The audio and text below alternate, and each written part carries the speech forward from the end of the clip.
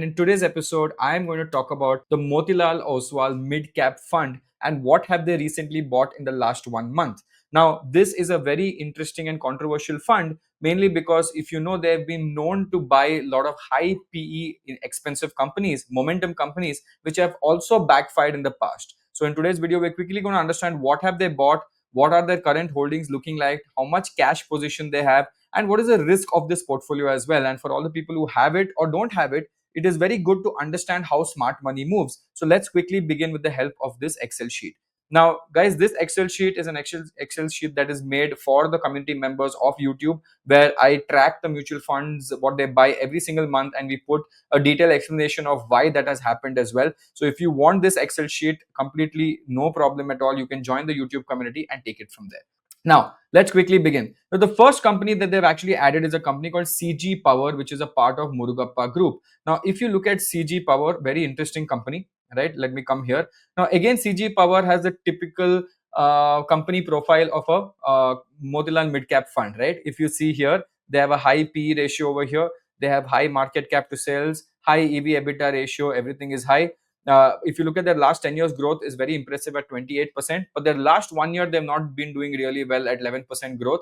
So this is something which is a very typical play of what do you call that, Motilal Oswal's fund, right?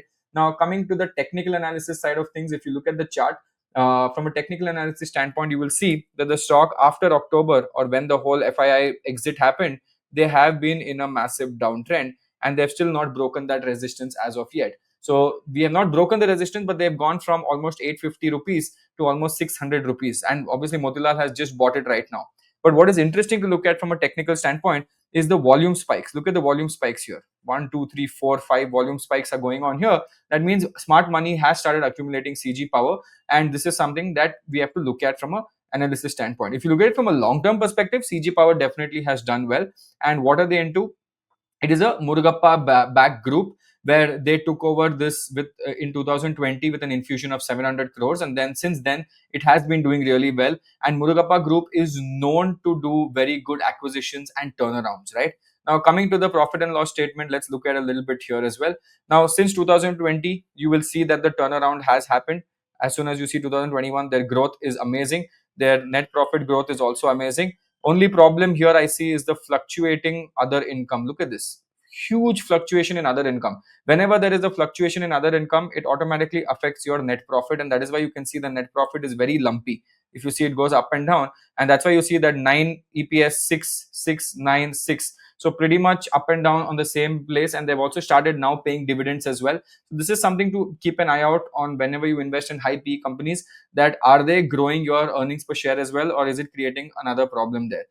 Coming to a debt reserve standpoint, there is no problem at all. There is absolutely no debt in the company. So it is a very clean company.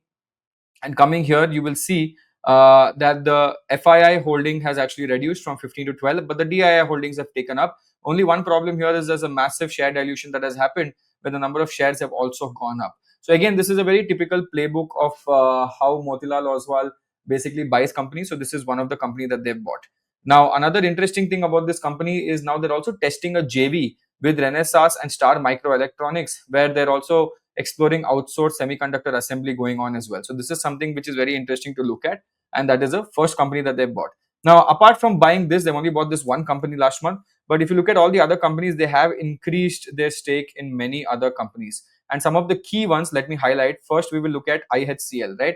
Now, if you look at IHCL, IHCL is a very obviously famous company. Everyone knows about this. It is Indian Hotels. If you look at IHCL, again, they came out with very good results. By no means it is an undervalued company. Even this is a high PE company right now. It is not an undervalued company from any angle.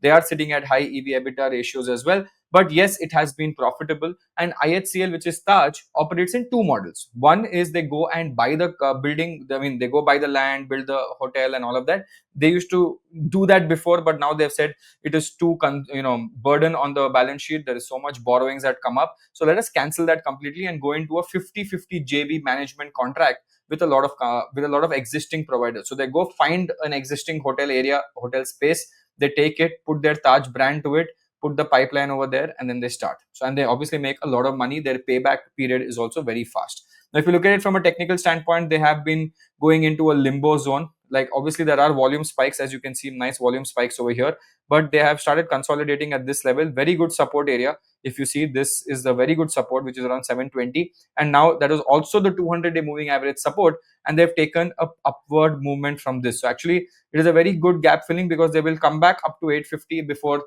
creating another resistance over there. So actually it's a very good short term thing, upward spike that is going across. Coming to the result, they recently came out with the result as well, and if you look at it, it was just a beautiful result, right? Growth to growth, growth to growth, maintaining margin, net profit growth, net profit growth, EPS growth, EPS growth. So very smooth, very simple, no stress too much on this.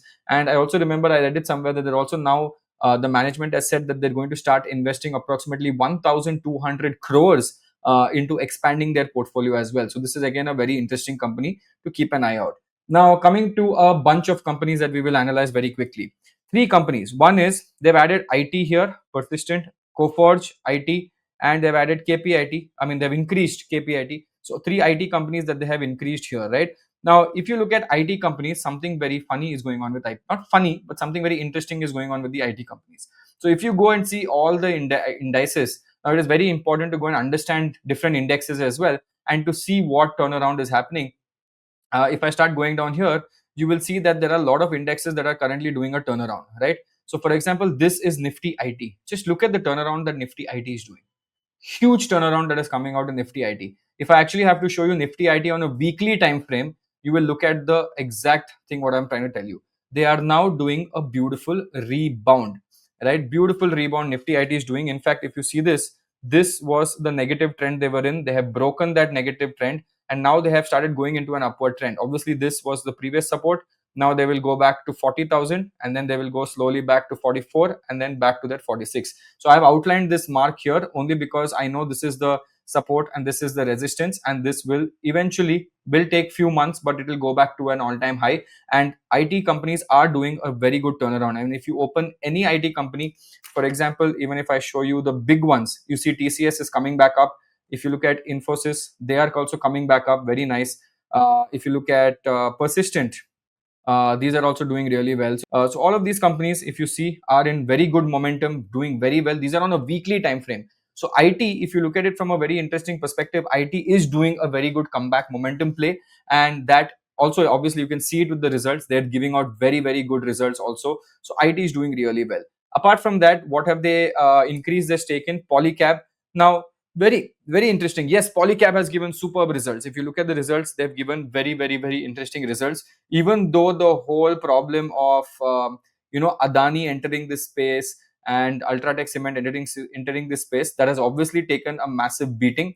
As you can see from here, it was almost going to break its all-time high at 7,500, and from there it has basically taken a massive beating down, and it came down, and now it is going to go above the 200-day moving average. Now if it goes above the 200-day moving average, then we know that a good support has been created at the 200-day moving average, and we will go back into a positive zone.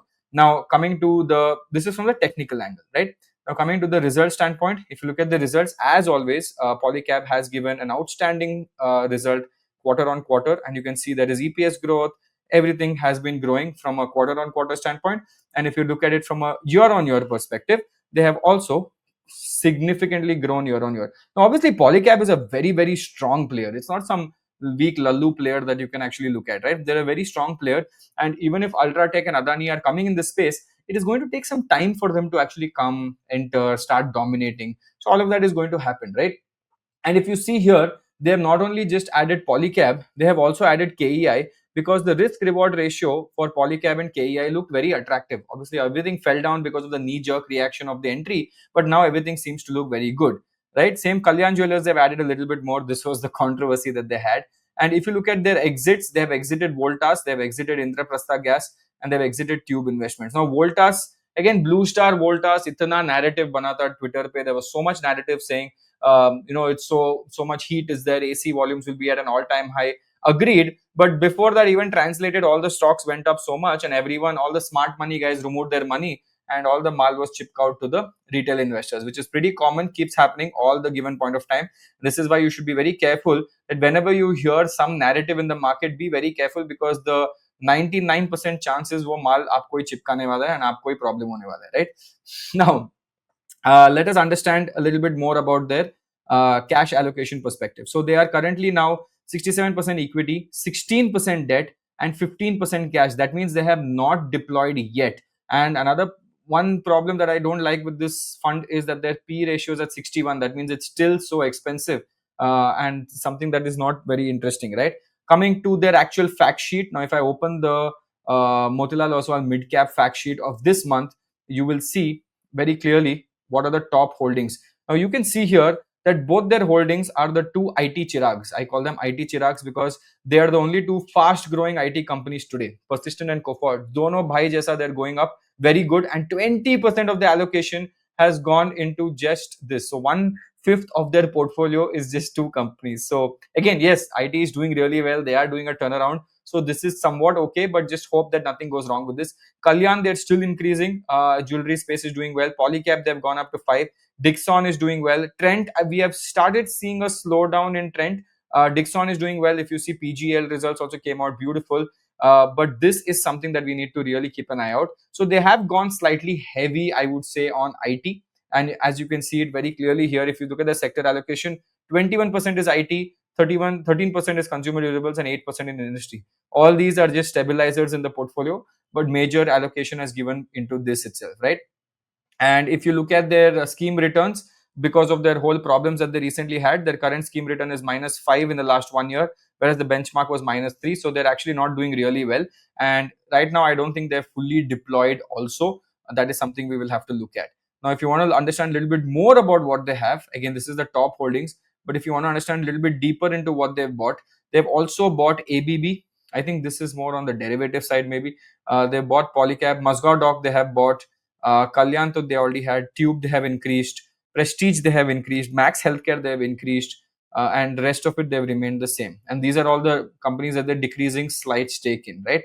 So again, very in, and Dixon, they had a futures option, futures contract going on in Dixon.